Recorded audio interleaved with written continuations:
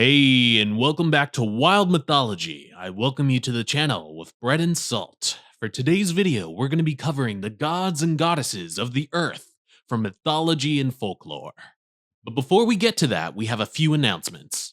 First, we have a winner for last month's giveaway for the 75th anniversary book of Timeless Tales of Gods and Heroes by Edith Hamilton. Make sure to keep watching because we'll be announcing the winner somewhere in the middle of the video. The second announcement is the reveal for the giveaway for the month of June. This month's mythology giveaway will be Neil Gaiman's book on Norse mythology, an awesome 300-page book filled with the most famous myths, gods, and creatures from Norse mythology. The famous author outdid himself, and it's a must-have book for any mythology collection. All you have to do to join our giveaway is subscribe and leave a comment on this video. Plus, starting this month, there's going to be a mythology scavenger question hidden somewhere in our videos. If you comment the correct answer to the hidden question, you'll get an extra ballot and an extra chance to win our giveaway. That means every video I release this June can give you 2 ballots to win, so make sure you're paying attention and commenting on every video. Now enough of that, it's time for some earth gods and goddesses. Number 1. Gaia. In Greek mythology, Gaia is the primordial goddess of the earth and is the mother of the Titans and many other important deities. In mythology, she emerged from chaos at the beginning of time, and after she emerged, she created the earth. Following that, she gave birth to Uranus, the primordial god of the sky, Pontus, the primordial god of the sea, and the Uria, the primordial gods of the mountains. After that, she married her son Uranus and gave birth to the 12 Titans, the 3 Cyclops, and the 3 Hecatoncheires. She later on also had children with Pontus. Because Uranus found the Cyclops and the Hecatoncheires to be disgusting, he sealed them away. Outraged, Gaia gave her son Kronos a scythe, and then distracted Uranus while Kronos snuck up behind him and cut him into pieces, thus becoming the new king of the universe. During the war between the Titans and the Olympians, Gaia offered Zeus advice on how to defeat her children. But after seeing Zeus's poor treatment of the Titans after he won the war, Gaia went to her brother Tartarus and sired the giants in hope that they would destroy Zeus and the rest of the Olympians. Unfortunately for her, the giants were defeated, causing Gaia to try one more time by giving birth to Typhon, the king of monsters. But eventually he was defeated as well, causing Gaia to give up and put herself into a deep sleep. Number 2. Papatuanuku. In Maori mythology from New Zealand, Papatuanuku is the goddess of the earth and is married to Ranginui, the god of the sky. Together the two brought 70 children into the world. But since both the Sky Father and Earth Mother were always connected, the children lived in cramped darkness between the two. After a while, the 70 children grew up and began to discuss how to free themselves from their parents. Tu, the god of war, suggested that they kill their parents, but Tain, the god of forests and birds, disagreed and suggested that they push them apart. So the 70 children all worked together to free themselves, but their parents didn't budge an inch. Tain then tried pushing with his strong legs. Suddenly, the Sky Father started moving upwards. Being cheered on by his siblings, Tain continued to stretch his legs, pushing his father higher and higher until finally his parents were separated. Unfortunately, the separation of the Sky Father and Earth Mother caused both a tremendous amount of emotional pain. Seeing his parents in pain, Taweri-Matia, the god of storms, started a humongous war against his siblings for separating their parents. According to legend, one of the Earth Mother's children decided to stay within her womb to make sure she wasn't lonely. This child was the god of earthquakes and volcanoes, and anytime he kicked, the earth began to shake and spit out fire.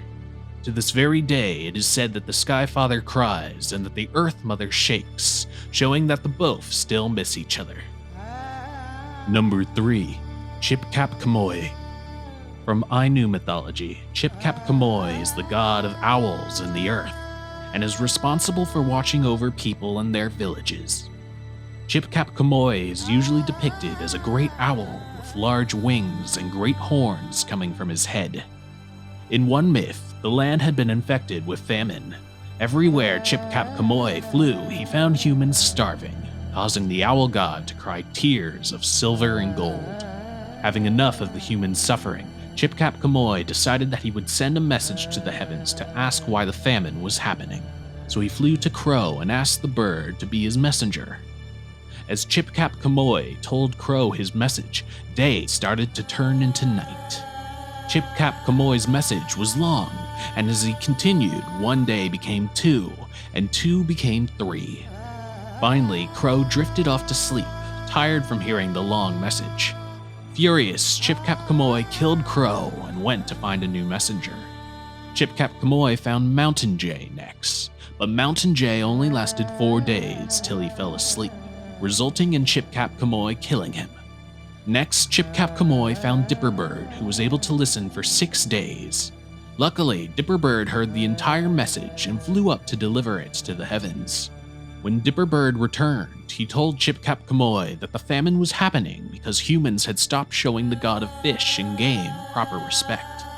So Cikap-kamuy showed the humans the proper rituals to appease the gods, thus ending the famine.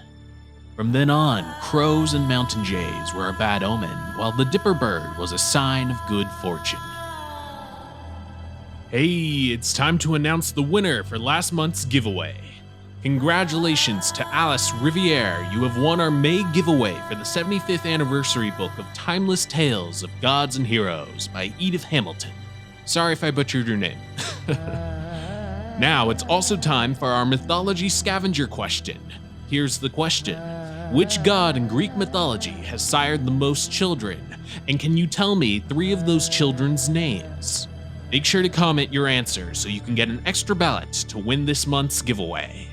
Now, back to the Earth gods. Number 4. Geb.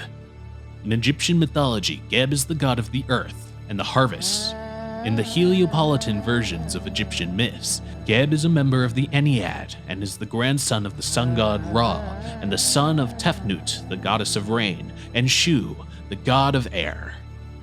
With his sister wife Nut, the goddess of the sky, Geb fathered Osiris, the god of the Egyptian underworld, Seth, the god of chaos, Isis, the goddess of magic and maternity, Nephtys, the goddess of the night, and last but not least, Horus the Elder, the god of war.